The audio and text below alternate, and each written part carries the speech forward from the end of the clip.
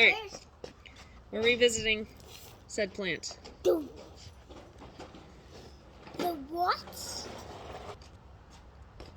Now, have a slight issue.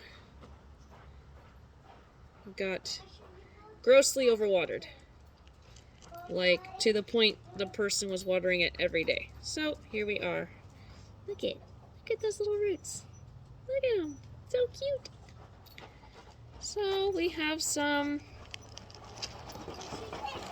death with one of them. And the other one's doing okay, but we're going to fix it. We're going to fix it. You guys are just bullies. Bad dogs. Another root. Good root. Another root.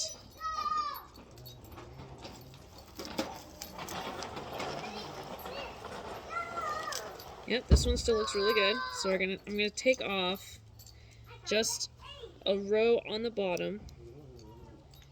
You should always do this when you go to transplant. Just take off the row on the bottom and then braid the soil up to that point. There's a lot of loose ones on here, so I'm just taking them off. I'll show you the pile at the end. But I have a new pot here. Now, because of this person, oh, more roots. So because this person is overwatering, I'm just going to get rid of the sphagnum moss. It was a great idea at the time, but because it's not mine and the person is caring for it like a basic plant, it happens. Sometimes you overwater, sometimes you underwater. This is how we learn. Now we're just gonna put the original soil. Oops. I gotta loosen it up in there. I'm just gonna put the original soil on the bottom in here. Still using sphagnum moss, but I'm not gonna put it on top this time. I'm just gonna tuck it into the soil, and then we take our pot of soil that we were working with last time. I might need a stick or something to support this because it's pretty top heavy, but we did get rid of a lot of leaves in here, so again, like I said, it happens. I'm gonna take out all of these little ones. There, look at that. Ta-da! Standing up on its own. Now I'm gonna come in here, slightly, gently push down.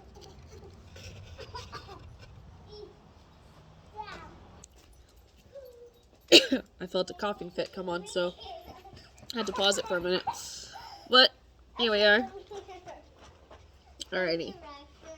So we're just gonna have the one in here, unfortunately, because the other one has a lot of death. So I'm probably just gonna end up like completely taking it all off, and it's gonna exfoliate. So we'll go from there. Alrighty, I've got 2 rocks. I'm gonna kind of prop this guy up for a bit here until it settles in. It's not gonna stop the growth at all. So I'll show you how I have it positioned. So that's where the rocks are. I literally just shoved it up against the plant in the first row of live leaves, right along that rim where I trimmed. These guys, so now this is done. I can just water the soil a little bit. So basically, since this guy is on its way to death, I'm going to take off up to where it has died, pull that off. That is good right there. Still a little bit of death on the side. I should have my trimmers really. So I'm going to take off another row, and I can propagate all of these leaves and make new ones.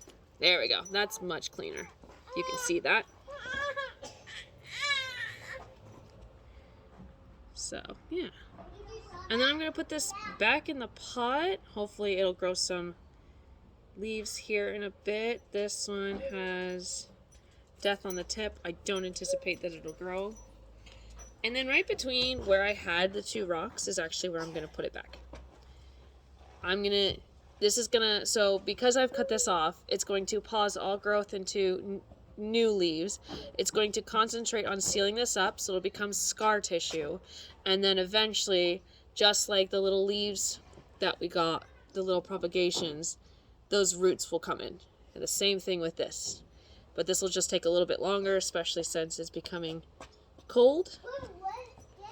So we're just gonna bury that there. And then we still have it, it's just a lot smaller. And then with the little leaves, I'll take my tiny pot, fill it up with soil like normal, and then gently, I mean, obviously this is too small, but given that it's the appropriate size, then I'll put all of the leaves in here, just placing it on top. Do not bury it, just place it on top, roots will grow. And there we go, transplantation. Peace out, suckers.